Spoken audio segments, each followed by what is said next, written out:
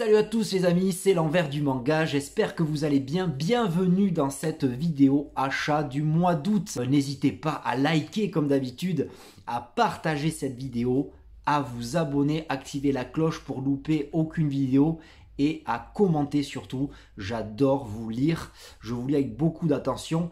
Vous pouvez me rejoindre sur les réseaux sociaux Instagram et Twitter. Les liens seront dans la description et de suite, c'est parti, générique. En fait, j'ai pas de générique. Peut-être mois de septembre verra peut-être un générique parce qu'il m'en manque un justement. Allez, on commence de suite. On commence très fort avec le tome 9 et le dernier. Il me manquait le dernier de Monster de Naoki Urasawa. La pépite, le chef-d'œuvre de Naoki Urasawa, le thriller haletant.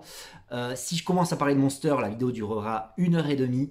Je vais relire les 9 tomes et vous faire une vidéo dédiée durant l'hiver. Ce sera un gros projet, voilà, parmi les vidéos que j'ai envie de faire. Monster, ce chirurgien qui va sauver un garçon qui va devenir un monstre et il va partir à sa recherche. C'est excellent. Voilà, je vous invite vivement à lire Monster. J'ai enfin le full set. Alors vous savez, dans la restauration, on a très chaud. Et quand on a très chaud, on boit des bières. Et quand on boit une bière, on en boit deux, on en boit trois. Et on commande via les sites marchands des mangas qu'on n'avait pas forcément envie d'acquérir. Et puis c'est un craquage et ça s'appelle Space Duck RG. C'est un manga édité par les éditions H2T. C'est de Redjet, l'auteur de Innermost. Et c'est un canard qui veut aller dans l'espace. C'est complètement barjot, c'est complètement barré, c'est très bien dessiné, c'est très plaisant à lire, c'est très très cool. Et puis il y a un petit côté écologiste et puis un petit côté quand on fait des efforts on peut y arriver. Donc j'ai beaucoup aimé. Voilà, c'est un one shot, c'est édition H2T. Tac, Space Duck RG. Il est très rare lorsque je suis extrêmement déçu par un titre ou un tome. C'est vrai qu'un ami à moi me le disait il n'y a pas longtemps, c'est que je trouve tous mes mangas super. Oui, mais je les choisis avec minutie, parcimonie. Je sais avant tout de quoi ça parle, je me renseigne sur le dessin. Et des fois, il y a des tomes 1 et tome 2 qui sont cool. Et puis le tome 3, c'est la dégringolade. Et on va parler de Haku, le chasseur maudit. Outre le fait que ce soit très sexualisé, très what the fuck, il y a du rap. L'idée était très originale, c'est dommage, c'est un gâchis, parce que faire un manga sur la préhistoire, c'était sympa. C'est au niveau de la narration, c'est complètement parti en cacahuète, je n'ai rien compris, voilà. Ça part en ellipse, en flashback, en voyage dans le futur, on ne comprend rien, et surtout, moi je ne me suis pas attaché au personnage. Voilà, le tome 1 était cool et puis le tome 2 et 3 voilà, étaient sur vraiment nul. Voilà, j'ai trouvé ça nul. Dommage, c'est chez Pika. Dommage aussi parce que le dessin est vraiment propre. Voilà, voilà. C'est pour moi, je vais arrêter Haku le chasseur maudit. J'en ai beaucoup entendu parler sur les réseaux sociaux et on va parler de Instant d'après que j'ai acheté au mois d'août, qui est sorti depuis le mois de juin, qui est un one shot et qui a été vendu un peu comme le Black Mirror en version manga.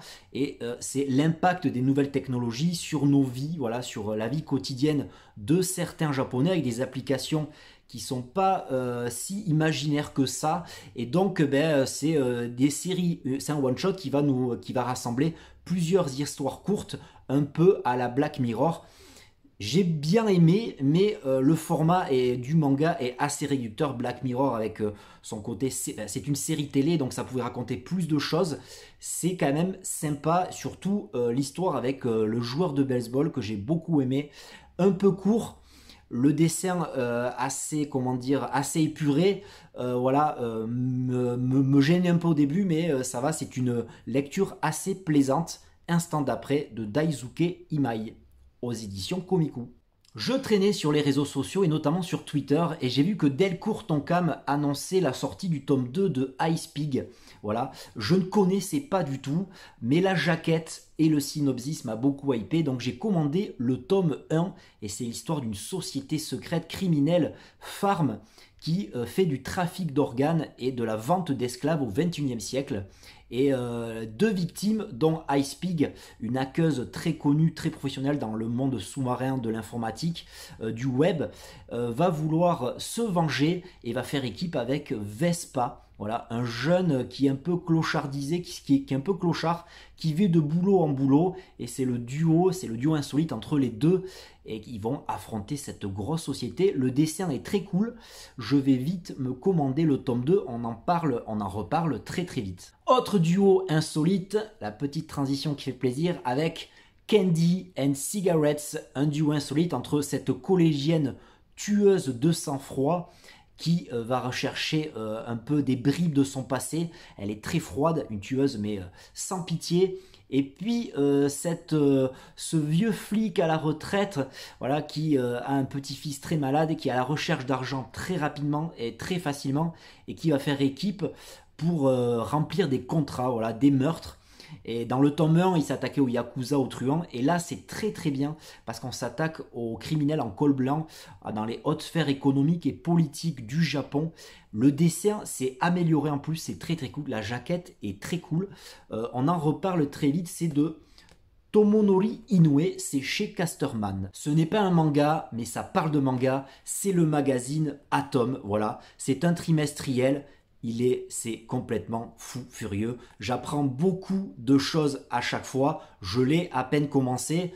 Je prends mon temps parce qu'à chaque fois je lis d'une traite. On est déjà au tome 11, papier glacé, c'est de la bonne qualité. Ça coûte 10 balles, mais c'est une vraie pépite. C'est une succession d'interviews. Les rédacteurs vont au Japon interviewer les mangaka chez eux, dans leurs bars favoris. Ils se livrent sur des petits secrets. Il y a quelques critiques à la fin. C'est une pépite. Je dis à chaque fois que je vais m'abonner, j'oublie à chaque fois, il faut vraiment que je m'abonne à Tom le magazine. Ah, j'ai adoré le tome 3 de Tokyo Revengers, après un tome 1 très cool, un tome 2 plus axé sur l'enquête et le voyage dans le temps. Ce tome 3 part en tatane, on est vraiment dans le furio, grosse baston, bataille rangée et tout. C'est vraiment très très cool. Gros succès au Japon, il y a déjà 12-13 tomes. Tokyo Revengers à suivre absolument. Shonen 7, c'est vraiment que de la bagarre. J'ai adoré ce tome 13, voilà. Les tomes, bon, Shonen 7, c'est un spin-off de GTO. On va suivre un peu des guerres entre lycéens, motards et tout ça. C'est sympa, ça se lit très rapidement. Mais le tome 13 était vraiment très cool, voilà. On se concentre sur le passé de notre héros. Et puis là, il y a deux gangs de motards qui rentrent en jeu. C'est très très bien, c'est une série qui va bientôt être terminée. Voilà, si vous voulez de la baston, des gros bras, du furio.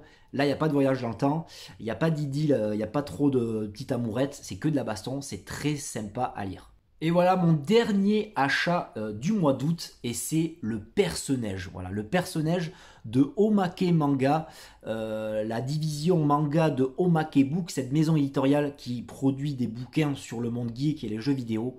C'est magnifique. C'est de Rensuke Oshikiri, l'auteur de Bibi Boy. Voilà, et c'est un récit sur le harcèlement scolaire qui va se transformer en vendetta sanglante. Cette petite gamine vit dans un petit village enneigé et constamment harcelée par ses camarades.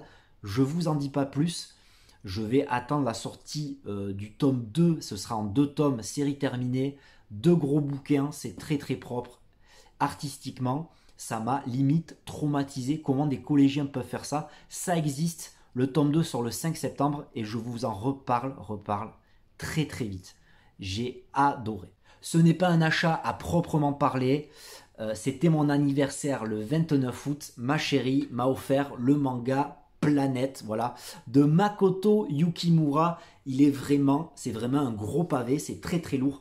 Je sens que c'est le genre de manga qu'il faut se poser très calmement pendant quelques heures.